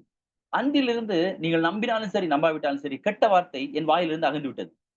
நான் பயங்கரமா கெட்ட வார்த்தை பேசுவேன். ஏன்னா கெட்ட வார்த்தையில எங்க வீட்ல எங்க அப்பா பேசுற ஃபுல்லா கெட்ட வார்த்தை தான். எல்லாவற்றையும் பேசிக் கொண்டிருந்த அந்த சூழ்நிலையில என்ன ஆயிடுச்சுன்னா, கெட்ட வார்த்தை பேசிட்டு இருந்தேன். கெட்ட வார்த்தை என்ன விட்டு போயிடுச்சு. குடிப்பழக்கம் என்ன விட்டு போயிடுச்சு. சினிமா என்ன விட்டு போயிடுச்சு. எனக்கு ஒரு ஒரு ஆவல் வந்துருச்சு. என்னன்னா, என் உள்ளத்துல ஒரு ஒரு வித்தியாசத்தை நான் உணர்ந்தேன். ஒரு மாற்றத்தை நான் உணர்ந்தேன். உணர்ந்த உடனே, ஐயோ! இத்தனை வருடங்களாய் நம்ம எத்தனையோ சாமிட்ட போயிருந்தோம். ஒண்ணும் நடக்கல. ஆனா இந்த இயேசுட்ட போனோம். ஒண்ணே ஒண்ணு சிம்பிளா சொன்னேன். என்ன நல்லவனா மாத்திருங்க இயேசுவே. எனக்கு நம்பிக்கை இல்ல. ஆனா இவன் சொல்றான், என் ஃப்ரெண்ட் சொல்றனால நீங்க என்ன நம்பி வந்திருக்கிற ஆண்டவரே, என்ன நல்லவனா மாத்திருங்கன்னு தான் சொல்றேன். என் வாழ்க்கையில இப்படி ஒரு வித்தியாசம் இருக்குது. ஒரு சமாதானம் இருந்துச்சு. ஒரு சந்தோஷம் இருந்துச்சு. நான் நல்லவனாய் வாழ வேண்டும்ங்கிற விருப்பம் என்னுடைய இருதயத்துல காணப்பட்டுச்சு. உடனே நான் என்ன பண்ணிட்டேன், இந்த வேதத்த வாசிக்க ஆரம்பிச்சேன். என் ஃப்ரெண்டுட்ட சொன்னேன். இப்படி எனக்கு மாற்றம்ன்னு அவருக்கு ரொம்ப சந்தோஷம். ரொம்ப சந்தோஷம். எனக்கு பைபிள் வாங்கி குடுத்தாரு. டெய்லி வசனத்த சொல்லிக் கொண்டே இருந்தார். அவரு பிசியோதெரபி ட்ரீட்மெண்ட் குடுக்குறாரோ இல்லையோ, எனக்கு அந்த கிளினிக்கை ஆண்டவர் திறந்ததற்கு காரணமே என்னன்னா, என்னை ரட்சிப்புக்குள் நடத்துறதுக்காக தான் அந்த கிளினிக்க கடைசில அந்த கிளினிக் சக்சஸா ஓடல. நான் ரட்சிக்கப்பட்டு, நான் ஊழியத்துல இன்வால்வ் ஆகுறேன். அந்த கிளினிக் குளோஸ் ஆயிடுச்சு. லாஸ்ட்னால குளோஸ் பண்ணிட்டாங்க. பாருங்க, அன்றிலிருந்து என்னுடைய வாழ்க்கை மாற ஆரம்பிச்சுச்சு. மார்க்க ஆரம்பிச்ச உடனே நான் என்ன தேவனை தேட ஆரம்பிச்சேன். வேதத்த வாசிக்க ஆரம்பிச்சேன். வேதத்த வாசிக்க, தேட, தேட வேதத்த வாசிக்க, வாசிக்க, வாசிக்க இந்த இயேசு மேல எனக்கு ஒரு ஈர்ப்பு வந்துச்சு. இந்த இயேசு மேல ஒரு அன்பு வந்துச்சு. இவ்வளவு கடவுள நம்ம தேடி போயிட்டோம். சபரிமலைக்கு மாலை போட்டிருக்கிறோம். திருச்செந்தூருக்கு போயிருக்கிறோம். ஊர்ல இருக்கிற நாகராஜா கோயிலுக்கு போயிருக்கிறோம். எவ்வளவு நான் எங்க ஊர்ல இருக்கிற சில கோயில்களுக்கெல்லாம் நான் பூஜை காரியங்கள செஞ்சிருக்கிறேன். என்னுடைய செலவுல. எங்க கோயில் திருவிழா நடந்தாலும் அங்க ஓடி போயிருவேன். அந்த சாமி என்னை காப்பாத்தாதா? அந்த சாமி என்னை நல்லவனாய் மாற்றாதா? என் குடும்பத்துல சமாதானத்தை கொடுக்காதா? என்று சொல்லி அங்கங்க ஓடினோமே. ஒன்றுமே நடக்கலையே. இந்த இயேசுட்ட வந்தோம். நம்பிக்கை இல்லாம தான் வந்தோம். இந்த இயேசு யாருன்னே தெரியாம தான் வந்தோம். ஆனா இந்த இயேசுட்ட ஒரே ஒரு ஜெபம் தான் பண்ணுனேன். இயேசுவே என்னை நல்லவனாய் மாத்திருங்க ஆண்டவரேன்னு சொன்னேன். இந்த இயேசு என் வாழ்க்கைய இப்படி மாத்திட்டாரே என்கிற ஒரு அன்பு அவர் மேல பொங்க ஆரம்பித்தது. அதனால வேதத்தை வாசிக்க ஆரம்பித்தேன். எல்லா ஞாயிற்றுக்கிழமையும் சர்ச்சுக்கு போக ஆரம்பிச்சுட்டேன். எல்லா ஞாயிற்றுக்கிழமையும் சபைக்கு போய் ஆண்டவரை ஆராதிக்க, ஆண்டவர் மேல ஒரு இந்த ஒரு ஒரு ஒரு என்ன வந்துச்சு, ஒரு லவ் வந்துருச்சுன்னு தான் சொல்லுவேன். நான் ஒரு பயங்கர லவ் வந்துருச்சு. இந்த ஆண்டவரை நேசிக்க ஆரம்பித்தேன். இந்த ஆண்டவருக்காக வாழ ஆரம்பித்தேன். இந்த எல்லா பாவ பழக்கத்திலிருந்து கர்த்தர் எனக்கு விடுதலை கொடுத்தார். என் குடும்பத்துல ஒரு சமாதானம் வந்துச்சு. ஒரு சந்தோஷம் வந்துச்சு. நீங்க அ முதல் தடவ நான் இயேசுவ ஏற்றுக்கொண்டு முதல் தடவ நான் ஊருக்கு பைபிளும் கையுமா ஊருக்கு போறேன். அப்ப ஊருக்கு போகும்போது எங்க அம்மா என்னைய பார்க்குறாங்க.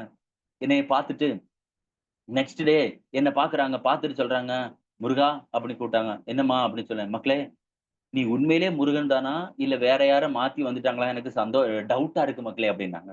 ஏன் அப்படின்னு கேட்டா, என்னுடைய அவ்வளவு கொடூரமானவன், அவ்வளவு மோசமானவன், அவ்வளவு தப்பு பண்றவன், அவ்வளவு கெட்ட வார்த்தை பேசுறவன், அவ்வளவு கோபப்படுறவன். ஆனா, ஆண்டவர் என் வாழ்க்கைய மாத்துனோனே எங்க அம்மாவுக்கே டவுட் வந்துருச்சு. இவன் உண்மையா நம்ம பையன் தானாங்கிற டவுட் வரத்தக்கதாக என் தேவன் என்னை மாற்றினார். ஆண்டவர் என்னை மாற்றினார். மாற்றினதுக்கு அப்புறம் என் குடும்பத்துல ஒரு முன்னேற்றம் வர ஆரம்பித்தது. நான் சொல்லிட்டு இருந்தேன்ல, எனக்கு கல்யாணமே ஆகாது, ஒண்ணுமே நடக்காது அப்படின்னு சொல்லிட்டு இருந்தேன்ல, என் ஃப்ரெண்டுட்டயும் சொல்லுவேன். என் ஃப்ரெண்ட் யாருன்னா, அவர் தான் என்னை ரட்சிப்புக்குள் நடத்தினவர் தான் டேவிட் கருணா. அவர் மூலமா தான் பிரதர் எனக்கு பழக்கமானார். அப்ப அவர்ட்ட சொல்லுவேன், "எனக்கெல்லாம் கல்யாணமே நடக்காது பிரதர். என் தம்பிய நல்லா படிக்க வைப்பேன். எங்க வீட்ட கொஞ்சம் ஒரு நல்ல நிலைமையில வைப்பேன். அதுக்கப்புறம் நான் என்ன பண்ணிருவேன்னா, பீகார், ஒரிஸ்சான்னு சொல்லிட்டு ஏதாவது மிஷனரியா போயிருவேன் யார்ட்டயும் சொல்லாம. ஏன்னா, அ என் தம்பிய படிக்க வச்சு கொஞ்சம் அவன ஆளாக்கிட்டா என் குடும்பத்த பார்த்துக்குவான். எங்க அம்மாவ கவனிச்சுக்குவான். அதனால நான் போயிடுவேன். எனக்கு கல்யாணம்லாம் ஆகாது. என் இருக்க பிரச்சனைக்கு, எனக்கு இருக்கிற கடனுக்கு கல்யாணம்லாம் ஆகாது." ஆண்டவர் ஏற்றுக்கொண்ட பிறகு அப்படி என் வாழ்க்கைய மாத்திட்டேன். அப்ப அவரு சொல்லுவாரு, "இல்ல பிரதர் பாருங்க, உங்களுக்கு சீக்கிரம் கல்யாணம் ஆயிடும். ம் உங்களுக்கு." நான் சொன்னேன், "நான் ரேடியேஷன் ஃபீல்ட்ல இருக்கனால எனக்கு குழந்தையே பிறக்காதுன்னு" சொன்னேன். அப்ப அவரு சொன்னாரு, "பாருங்க உங்களுக்கு 2 குழந்தை பிறக்கும்" அப்படிம்பாரு. அப்படிலாம் எனக்கு விசுவாசத்த ஊட்டி வளர்ப்பார். அப்போ இப்படி நான் இது பண்ணிட்டு இருக்கும்போது எனக்கு ரொம்ப சந்தோஷம் வந்துச்சு. என் வாழ்க்கை இப்படி போய் கொண்டிருக்குது. எங்க குடும்பத்திலயும் அதற்கு நான் ரட்சிக்கப்பட்டதுக்கு அப்புறமாக என் குடும்பத்துல ஒவ்வொரு விதமா ஒரு ஒரு ஒரு ஒரு ஆசீர்வாதங்கள் வர ஆரம்பிச்சது. ஒரு சமாதானம் வந்துச்சு, ஒரு சந்தோஷம் வந்துச்சு, ஒரு விடுதலை வந்துச்சு. முதல் தடவையா நான் எங்க வீட்ல ஓலை குடிசை இல்லாத வீட்டா கட்டுறதற்கு கர்த்தர் கிருபை பாராட்டினார். எங்க கடன்கள் எல்லாம் கொஞ்சம் கொஞ்சமாய் அடைக்க தேவனுக்கு எல்லாம் வட்டி கடன். ம். அந்த அடைக்க தேவன் கிருபை பாராட்டினார். அப்படி என் தம்பிய நல்லா படிக்க வைக்க கர்த்தர் கிருபை பாராட்டினாரு. இந்த சூழ்நிலையில என்ன ஆயிடுச்சுன்னா, நான் கல்யாணமே பண்ணக்கூடாதுன்னு நெனச்சு கொண்டிருந்தேன். ஏன்னா கல்யாணம் பண்ணுனா குடும்பத்த கவனிக்க முடியாது, தம்பிய படிக்க வைக்க முடியாது, வருகிற மனைவி எப்படி இருப்பாளோ நமக்கு தெரியாது அப்படின்னு சொல்லிட்டு நான் அதனால அப்படியே இருந்தேன். இந்த சூழ்நிலையில எனக்கு கல்யாணம் பண்ணணும்னு சொல்லிட்டு ஒரு அலைன்ஸ் வந்துருச்சு. அந்த அலைன்ஸ் யார் கொண்டு வந்தார்ன்னா, ஆ என் ஃப்ரெண்ட் டேவிட் கருணா என்ன ரட்சிப்புக்குள் நடத்தினவர் கொண்டு வந்துட்டார். அந்த பெண்ணு பேக்கிரவுண்ட பார்த்தீங்கன்னா, அந்த பொண் அ பார்ன் முஸ்லீம், பிராட் அப் கிறிஸ்டியன். அதாவது முஸ்லீம்ல பிறந்தாங்க. பிறந்து அவங்க ஹோம்ல வளர்ந்தாங்க. நான் ஆண்டவர்ட்ட ஜெபம் பண்ணியிருந்தேன். ஆண்டவரே, ஒருவேள நான் கல்யாணம் பண்ணறதா இருந்தா, ஒரு ஹோம்ல உள்ள பிள்ளைய கல்யாணம் பண்ணா நல்லா இருக்கும். அப்ப நான் மனசுக்குள்ள நெனச்சிருந்தேன். அ அப்படி இது பண்ணிட்டு இருக்கும்போது, அவரு இப்படி ஃபோட்டோ காமிச்சாரு. எனக்கு ஃபோட்டோவ நான் சரியா கண்டுக்கல. ஏன்னா எனக்கு விருப்பம் இல்ல. அப்ப அவரு நேரா எங்க வீட்ல பேசிட்டாரு. எங்க வீட்ல பேசினோனே அவங்க சொல்லிட்டாங்க, எங்க வீட்ல சொல்லிட்டாங்க, "கருணா சொல்லிட்டா ஓகே" அப்படின்ட்டாங்க. ஏன்னா, அவர் மூலமா தான் நான் ரட்சிக்கப்பட்டேன். என் வாழ்க்கை இப்படி மாறிச்சு. அதனால கருணா சொன்னா ஓகே அப்படின்ட்டாங்க. இப்ப அந்த சூழ்நிலையில இப்ப எனக்கு கல்யாணம் பண்ணணும்னா காசு கிடையாது. நான் எப்படி கல்யாணம் பண்ணுவேன்? நான் சொல்றேன். அவரு சொல்றாரு, "ஆண்டவர் நடத்துவார் பிரதர். நீங்க கல்யாணம் பண்ணுங்க." எப்படி கல்யாணம் பண்றது? நான் கல்யாணம்னு என்ன பேசும்போது என் கையில இருந்தது ரூ. 1500. இந்த ரூ. 1500 வச்சுட்டு நான் எப்படி கல்யாணம் பண்றது? எனக்கு ஒண்ணுமே விளங்கல. அப்ப நான் சொன்னேன், நான் நெனச்சேன், அந்த பொண்ணுக்கு ஒரு லெட்டர் எழுதுவோம். என் ஃப்ரெண்ட் சொன்னாரு, நான் 40 டேஸ் ஃபாஸ்டிங் இருந்தேன். ஆ ஆண்டவர் எனக்கு இது பண்ணாருன்னு சொன்னேன். என்னாலலாம் 40 டேஸ் ஃபாஸ்டிங் இருக்க முடியாது. ஒரு 10 டேஸ் இல்லன்னா 15 டேஸ் ஃபாஸ்டிங் இருந்து ஜெபம் பண்றேன் அப்படின்னு ஜெபம் பண்ணும்போது, ஆண்டவர் சொல்றாரு, "நான் கர்த்தர் செய்ய நினைத்தது தடைபடாது. நான் இத நெனச்சிருக்கிற மகனே இது தடைபடாதுன்றாரு." ஆஹா! ஆண்டவரே! எப்படி ஆண்டவரே! என்ட்ட ஒண்ணுமே இல்லையே! அப்படின்னு சொல்லிட்டு நான் லெட்டர் எழுதுறேன். ஒரு லெட்டர் எழுதி என்னுடைய சாட்சி எழுதுறேன். ஆண்டவர் என்னை எங்க கூப்பிட்டாலும் நான் போயிருவேன். இப்படின்னு சொல்லி ஒரு பயங்கரமான லெட்டர் எழுதுறேன். அந்த லெட்டர எந்த பெண்ணும் இப்ப இருக்கிற மாடர்ன் கேர்ள்ஸ் எந்த பெண் வாசித்தாலும், அவ இவன் லூசு சரியான லூசு பையன். இவன கல்யாணம் பண்ணா நம்ம தான் லூசா இருக்குன்னு சொல்லிட்டு எந்த பொண்ணும் ஒத்துக்க மாட்டா. அதனால இந்த பொண்ணும் என்ன ஒத்துக்காதுங்கிற நம்பிக்கையில நான் லெட்டர் எழுதுறேன். இப்படி ஃபுல் லெட்டர் எழுதி அவங்களுக்கு அனுப்பிட்டேன். அவங்க இன்னொரு தேசத்துல இருந்தாங்க. அங்க அனுப்பிட்டேன். அனுப்பும்போது அவங்க அத ரீட் பண்ணிட்டு எனக்கு திருப்பி எழுதுறாங்க. இதே மாதிரி கணவனுக்காக தான் நான் ஜெபித்துக் கொண்டிருக்கிறேன்னு சொல்லி எழுதி அனுப்புனாங்க. அத பார்த்து கூட கொஞ்சம் எனக்கு கஷ்டமா போச்சு. இந்த சூழ்நிலையில அப்புறமா அவங்க முஸ்லீம் பேக்கிரவுண்டு. ஆனா கிறிஸ்தவங்க தான். பட் முஸ்லீம் பேக்கிரவுண்ட்ல இருக்காங்க. இதனால நம்ம வீட்ல ஏதாவது தடை வந்துரும். நம்ம அம்மா, அப்பாவாவது ஏதாவது சொல்லிருவாங்க. அதனால இந்த கல்யாணத்துக்கு தடை வந்துரும்னு சொல்லி பார்த்தா, யாருமே தடை பண்ணல. ஏன்னா ஆல்ரெடி ஆண்டவர் சொல்லிட்டாரே, கர்த்தர் செய்ய நினைக்கிறது தடைபடாது என்று சொல்லி. ஆண்டவர் கிருபையினால ம் திருமணம் நடந்தது. திருமணம் நல்லபடியாக ஆண்டவர் அற்புதமாய் அது ஒரு பெரிய சாட்சி. நான் சாட்சிய சொன்னேன்னா, இப்ப நெறைய ஸ்கிப் பண்ணிட்டே போயிட்டு இருக்கிறேன். நெறைய சொல்லலாம். ஸோ திருமணம் நடந்துச்சு. ம் என் என்னுடைய திருமணத்துக்கு 6 நாட்களுக்கு முன்பாக தான் என் மனைவி என்ன பார்த்தா, நான் அவள பார்க்கிறேன். நாங்க பார்த்ததே இல்ல. ஒண்ணே ஒண்ணு ஆண்டவர் நமக்கு ஏற்படுத்திட்டாரு. கர்த்தர் சொல்லியிருக்கிறாரு. அதனால நம்ம கர்த்தருடைய கரத்துல ஒப்பு குடுத்துருவோம். இயேசு பண்ணிட்டாருன்னா, அது நன்மையா தான் பண்ணுவாருன்னு சொல்லிட்டு, நான் என்கேஜ்மென்ட் முடிஞ்சுச்சு. நானும் என் மனைவியும் பார்க்கல. என்கேஜ்மென்ட் இருக்கும்போது நாங்க இந்தியால இருக்கிறேன். என் மனைவி மால்டீவ்ஸ்ல இருக்கிறா. சோ அதனால தெரியாது. நாங்க பார்த்ததே இல்ல. 2 பேரும் ஒருவருக்கொருவர் பார்த்ததில்ல. ஃபோட்டோ அனுப்பியிருக்கிறேன். ஃபோட்டோவ பார்த்திருக்கேன். நான் ஃபோட்டோவ சரியா கண்டுக்க மாட்டேன். அப்படியே விட்டுருவேன் நானு. சோ ஆண்டவர் தான் எங்களை இணைத்தார். வரதட்சணை கிடையாது. ஜாதி கிடையாது. ஜாதி எங்க பார்க்கிறது? மதமே வேற. அதனால எதுவுமே நாங்க பார்க்கல. நல்ல நாள் பார்க்கல, கெட்ட நாள் பார்க்கல. அது சொல்றேன்னா நெறைய டைம் ஆயிரும். ஏற்கனவே இப்ப டைம் ஆயிடுச்சு. 7:30 மணி ஆயிடுச்சு குறிப்பிட்ட டைம். எதுவுமே பார்க்கல. ஆண்டவர் கிருபையினால நல்ல ஒரு மனைவிய கர்த்தர் எனக்கு கொடுத்தார். இந்த சூழ்நிலையில நான் ஆண்டவருக்காக ஊழியத்துக்கு ஒப்பு கொடுத்து, ஆண்டவருடைய ஊழியத்த நான் செய்ய ஆரம்பித்தேன். அப்போ எல்லா இடங்கள்லயும் ஜெபம் பண்ணுவாங்க. ஜெபம் பண்ணும்போது என் தலையில கை வச்சு ஒரு ஒரு ஊழியக்காரர் சொன்னார், "நீங்கள் ஆண்டவர் உங்களை ஊழியத்திற்காக அழைத்திருக்கிறார். நீங்கள் இந்தியாவில் இல்ல, ஃப்ளைட் ஏறி போய் ஊழியம் செய்வீர்கள்" என்று சொன்னார். எனக்கு மனசுக்குள்ள நெனச்சேன், பஸ்ஸுக்கே வழி இல்ல. இந்த சூழ்நிலையில ஃப்ளைட் ஏறி ஊழியம் செய்வேனா? அப்படின்னு சொல்லி நான் நக்கல் அடிச்சது உண்டு. ஆனால் ஆண்டவருடைய கிருபையினால என்னை தேவன் மாலத்தீவு என்கிறதான தேசத்துக்கு கூட்டிக் கொண்டு போனார். அங்க இருக்கிற அண்டர் கிரவுண்ட் சர்ச்ல ஆண்டவருடைய ஊழியத்தை கிட்டத்தட்ட ஒரு 9 வருஷமாக செய்ய தேவன் கிருபை கொடுத்தார். அப்ப நான் இங்க இந்தியாவுல இருக்கிற நாள்ல எல்லா கிராமங்களிலும் போய் ஆண்டவருடைய ஊழியத்தை செய்யும்படியாக தேவன் எனக்கு கிருபை கொடுத்தாரு. இந்த சூழ்நிலையில அ மேரேஜ் முடிஞ்சாச்சு. முடிஞ்சு இப்ப தம்பிய படிக்க வைக்கணும். அவன் ஃபர்ஸ்ட் இயர் காலேஜ் நான் ஃபர்ஸ்ட் இயர் ஃபீஸ் பண்ணிட்டேன். செகண்ட் இயர் காலேஜ்ல ஃபீஸ் பே பண்ணணும். காசு இல்ல. இப்ப நான் மால்டீவ்ஸ்ல அப்பதான் போயிருக்கிறேன். எனக்கு வேலை இல்ல. என்ன பண்றேன்னு எனக்கு தெரியல. இப்ப கல்யாணம் ஆகி அப்பதான் ஒரு 6 மாசம் கூட ஆகல. எப்படி என் ஒய்ஃப் கிட்ட எப்படி என் தம்பிக்கு ஃபீஸ் கட்டணும், எனக்கு காசு குடுன்னு கேட்க முடியும்? அப்படின்னு சொல்லி ஒரு ஒரு ஒரு ஷை. உடனே நான் சொன்னேன், "இப்படி தம்பிக்கு ஃபீஸ் கட்டணுமா? என்ன பண்றது?" "அது ஏன் நீங்க ஏன் கவலைப்படுறீங்க? என்ட்ட தான் காசு இருக்குதே. உடனே கட்டி விடுங்க. ஃபீஸ் கட்டிறலாம்." அப்படின்னு சொல்லி ஃபீஸ் கட்டுறதுக்கு ஆண்டவர் அப்ப கிருபை குடுத்தாரு. இப்படி பல காரியங்கள் அப்புறம் எனக்கு அங்க போய் வேலை கிடைச்சுச்சு. வேலை கிடைச்சு அ ஆ ஊழியத்தோடு கூட வேலையும் செஞ்சு, கர்த்தர் படிப்படியாக எங்களை ஆசீர்வதித்து, இன்றைக்கு எனக்கு ஒரு நல்ல மனைவியை தேவன் குடுத்திருக்கிறார். 2 பசங்க. ஆண்டவருடைய கிருபையினால இன்றைக்கு நல்ல ஆசீர்வாதமாக, தேவனுடைய சந்தோஷத்தினாலும், சமாதானத்தினாலும் இன்றைக்கு அ வேலை செய்து கொண்டே தேவனுடைய ஊழியத்தை செய்ய தேவன் எனக்கு கிருபை பாராட்டிக் கொண்டிருக்கிறார். தேவனுடைய பிள்ளைகளே, நம்முடைய வாழ்க்கையில இயேசு ஒருவேளை நீங்க இந்த இயேசு என்ன அப்படின்னு சொல்லிட்டு ஒரு அவிவிசுவாசமா இருக்கலாம். இந்த இயேசுவால முடியுமான்னு கேட்கலாம். இந்த முருகனை, இந்த கெட்ட முருகனை, இந்த நம்ம பாட்டு பாடுனோம் இல்லையா? நாற்றமாக இருந்த வாழ்வை வாசமாக மாற்றினீரே! அந்த வார்த்தைய கேட்டவுடனே எனக்கு மனசுக்குள்ள பயங்கர சந்தோஷம் வந்துருச்சு. ஏன்னா, நாற்றமாக இருந்த என்னுடைய வாழ்க்கையை வாசமாக மாற்றினவர் இயேசு. இந்த இயேசு உங்க வாழ்க்கையில நீங்க எப்படிப்பட்ட பாவத்தில் இருந்தாலும் சரி, எப்படிப்பட்ட அக்கிரமத்தில் இருந்தாலும் சரி, எப்பேர்ப்பட்டவர்களாக நீங்கள் இருந்தாலும் சரி, ஒருவேளை நீங்கள் இந்துவாக இருக்கலாம், இஸ்லாமியரா இருக்கலாம், இல்ல கிறிஸ்தவரா இருக்கலாம். இந்த இயேசுவை நீங்கள் இதுவரைக்கும் ஏற்றுக்கொள்ளவில்லை என்று சொன்னார். இந்த ஆண்டவராகிய இயேசு கிறிஸ்துவை சொந்த இரட்சகராய் இதுவரைக்கும் நீங்கள் ஏற்றுக்கொள்ளவில்லை என்று சொன்னால், இன்றைக்கு ரட்சணை நாள். என்னை மாற்றின இயேசு, என்னை யாராலும் மாற்ற முடியாது. என்னை மாற்றவே முடியாது. அவ்வளவு பயங்கரமான முரட்டாட்டம் உள்ள மனிதனை ஆகிய என்னை மாற்றின ஆண்டவர் உங்களை மாற்றுவார்.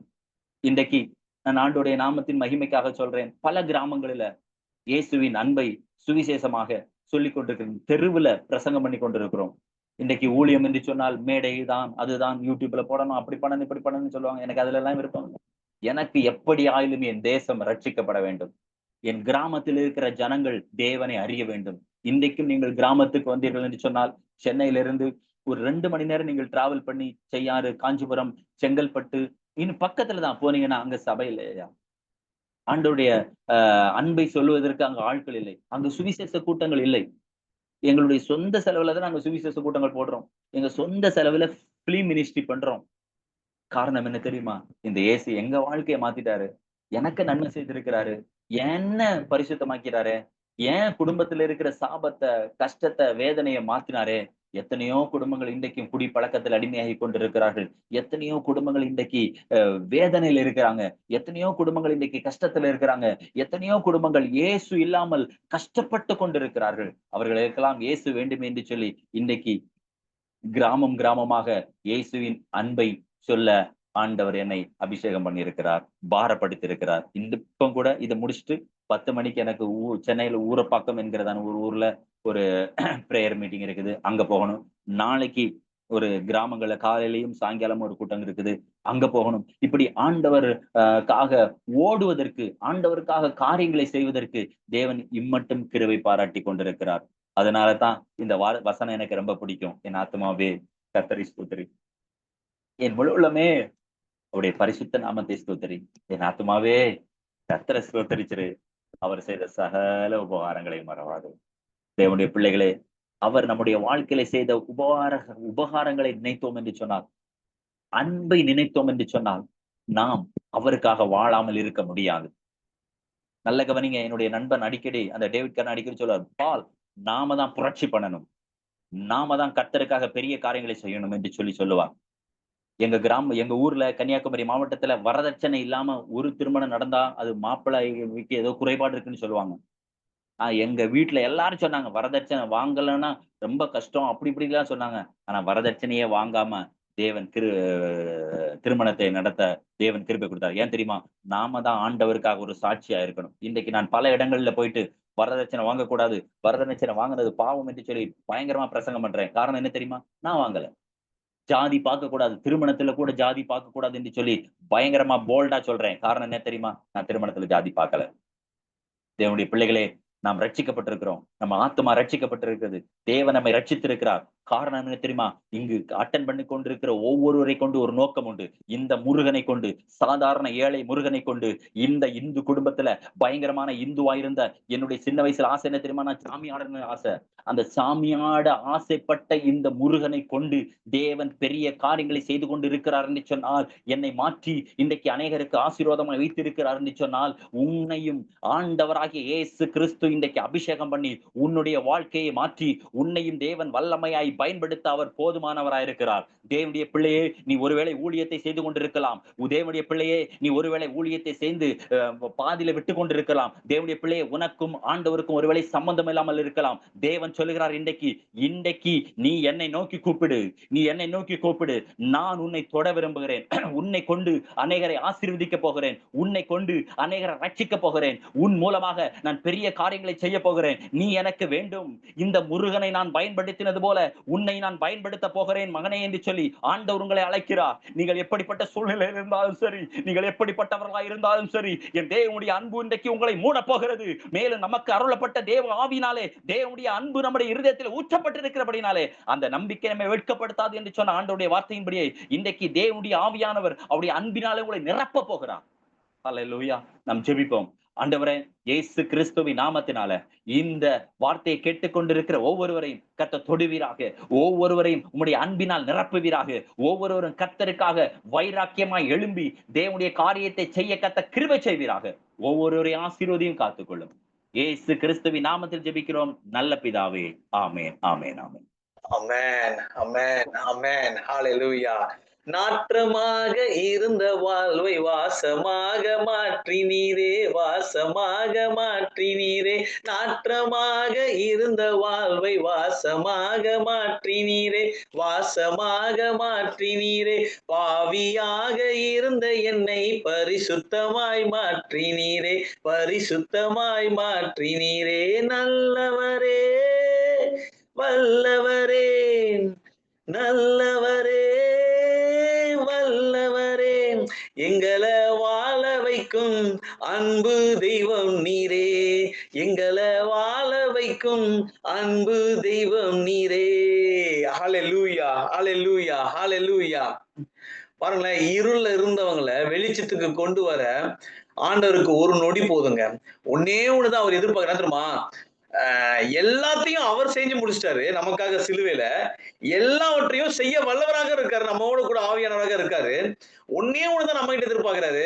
ஓகே, நம்ம இருதயத்தை அவருக்கு வந்து திறந்து கொடுக்க சொல்றாருங்க.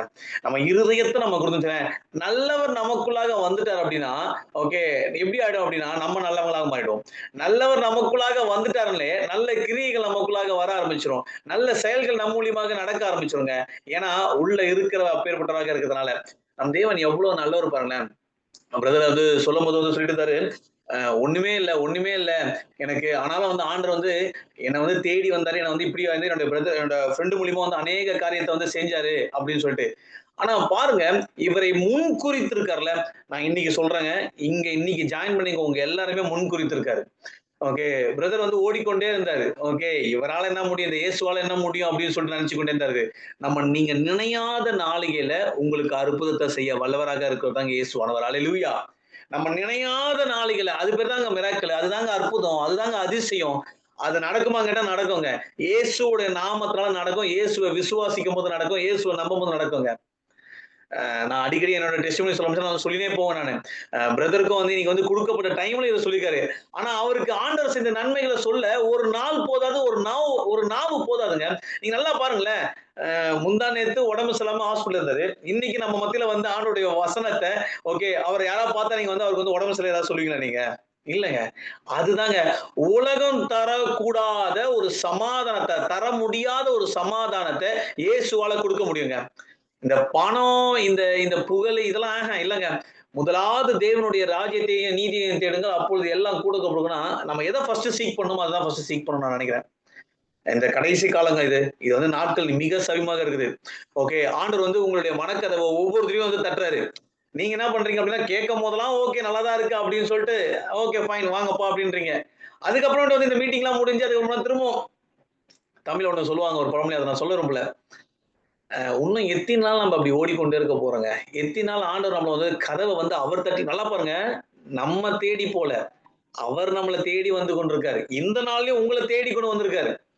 நீங்க புடிச்சிட்டீங்க அப்படின்னா, இந்த பிரதர் அப்படித்தானே? அவர் புடிச்சிட்டாரு. புடிச்சதுனாலதான் ஓகே.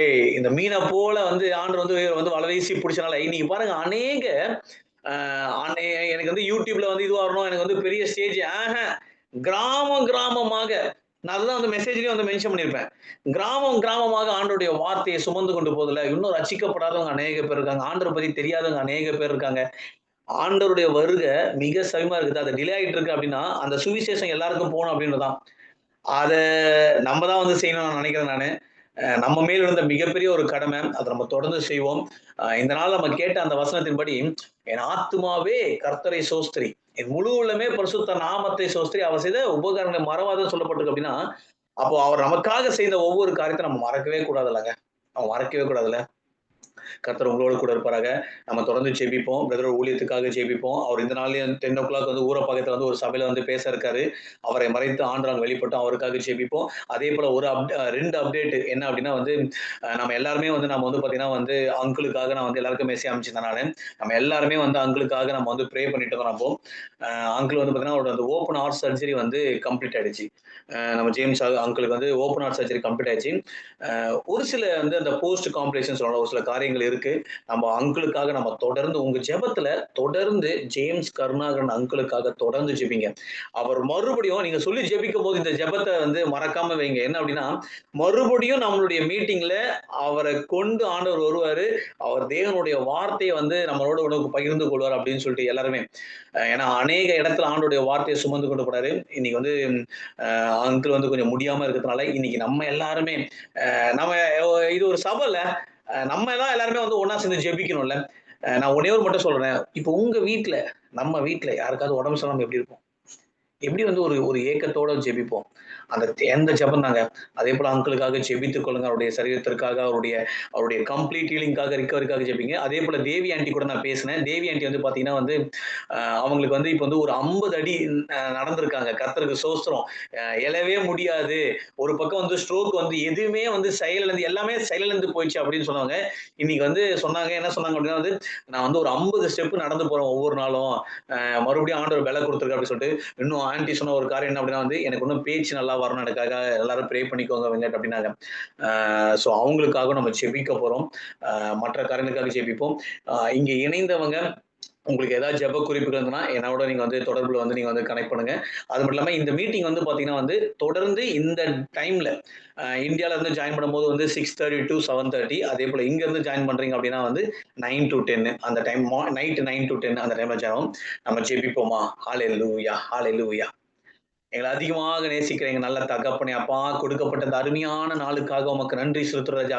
இந்த நாள்ல நாங்க கேட்ட அப்பா இந்த அருமையான சாட்சிக்காக உமக்கு நன்றி செலுத்துறோம் கர்த்தராஜா.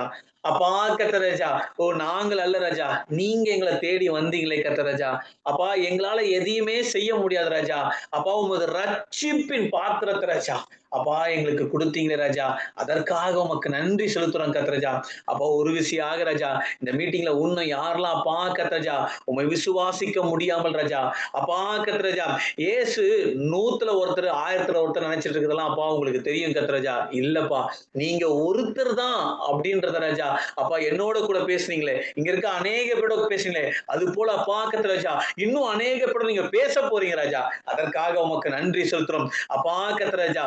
ஒருவரும் அப்பா ரட்சிக்க கூடாதபடி உமது கரம் குறுகி போகிறது ராஜா. அப்பா வருத்தப்பட்டு வாரம் சுமக்கிறவங்களே என்னிடத்தில் வாருங்கள், நான் உங்களுக்கு இளைப்பாறுதல் தருவேன்னு சொன்னீங்களே கர்த்தராஜா. அந்த இளைப்பாறுதலை நீங்க கொடுங்க கர்த்தராஜா. அப்பா கர்த்தராஜா குடும்பத்துல ஒரு சமாதானத்தை கொடுங்க, ஒரு சந்தோஷத்தை கொடுங்க ராஜா. அப்பா யாரெல்லாம் எங்க அப்பா கர்த்தராஜா ஒரு பிரேக் த்ரூக்காக அப்பா வெயிட் பண்ணி கொண்டிருக்காங்களோ ராஜா, அப்பா ஒரு பதிலுக்காக வெயிட் பண்ணி கொண்டிருக்காங்களோ ராஜா, அப்பா ஒருவருடைய ஜெபத்தையும் புறம்பே தள்ளாத தேவன் நீங்க தாமா அப்பா. அப்பா ஒவ்வொருடைய ஜெபத்திற்கும் கர்த்தராஜா அவங்களுக்கு அப்பா புரியும்படியாக அவங்க வாழ்க்கையில அப்பா நடக்க போற காரியங்களுக்காக உமக்கு நன்றி செலுத்துறோம். நீங்க செய்ய போற அற்புதமான காரியங்களுக்காக நன்றி செலுத்துறோம் கர்த்தராஜா. அப்பா விசேஷமாக ராஜா இந்த நாளிலும் கர்த்தராஜா நாங்க எல்லோரும் ஒருமனப்பட்டு அப்பா கர்த்தராஜா எங்க மத்தியில கொண்டு வந்த அப்பா ஊழியக்காரர் அப்பா கர்த்தராஜா அப்பா பிரதர் முருகன் அவர்கள் அப்பா கர்த்தராஜா அப்பா அவருக்காக ஜெபிக்கிறோம். அப்பா அவருடைய குடும்பத்திற்காக ஜெபிக்கிறோம் கர்த்தராஜா. அவருடைய ஊழியத்திற்காக ஜெபிக்கிறோம் கர்த்தராஜா. அப்பா இன்னும் இன்னும் இன்னும் அநேக பேருக்கு என்னுடைய சாட்சியும் கர்த்தராஜா. அப்பா தேவ வசனம் ராஜா நீங்க கொண்டு போவதற்காக உமக்கு நன்றி செலுத்துறோம் கர்த்தராஜா. அப்பா உம்முடைய அப்பா அந்த வெளிப்படையான பிரசனம், அந்த டான்ஜிபிள் பிரசன்ஸ் எங்கெல்லாம் பிரதர் போறாரோ அங்க அப்பா கர்த்தராஜா, அப்பா அங்க நிறைவேறட்டும் கர்த்தராஜா. அப்பா பார்க்கிறவர்கள் ஆச்சரியமோடு பார்க்கவும் கர்த்தராஜா. அந்த இடத்துல அதிசயங்கள் அற்புதங்கள் நடக்கட்டும் கர்த்தராஜா. அவருடைய இருதயம் இயேசுவுக்கு நேராக திரும்பட்டும் இயேசுவின் நாமத்தினால கர்த்தராஜா. அப்பா அப்படியாக கர்த்தராஜா. ஓ அல்லேலூயா ராஜா. நீங்க பொறுப்பெடுத்துக் கொள்ளுங்க. அவங்க பிள்ளைகளுக்காக ஜெபிக்கிறோம் ராஜா. அவங்கள தேவைகள் எல்லாவற்றையும் அப்பா உங்க கரத்துல ஒப்பு கொடுக்கிறோம் ராஜா. ஊழியத்தின் தேவைகள் எல்லாவற்றையும் நீங்க சந்திங்க ராஜா. நீங்க அப்படி செய்ய போவதற்காக உமக்கு நன்றி ராஜா. அப்பா அப்படியாக ராஜா. நாங்கள் ஜேம்ஸ் கருணாகரன் அங்கிளை அப்பா கர்த்தராஜா நினைவு கூறுகிறோம். அங்கிளுக்கு அப்பா இந்த தருணத்துல ராஜா ஒரு பரிபூர்ண சுகம் உண்டாகட்டும் ராஜா. சரீரத்துல இருதய பகுதியில கர்த்தராஜா ஓ ராஜா ஒரு பரிபூர்ண சுகம் உண்டாகட்டும் ராஜா.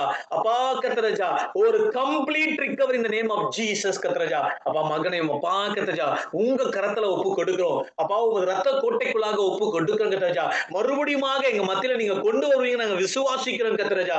எங்க விசுவாசத்தை கனம் பண்ணுகிற தேவன் கர்த்தராஜா. அதற்காக உமக்கு நன்றி செலுத்துறோம் கர்த்தராஜா. அப்பா எல்லா தேவைகளும் நீங்க பண தேவைகளும் நீங்க சந்திங்க கர்த்தராஜா.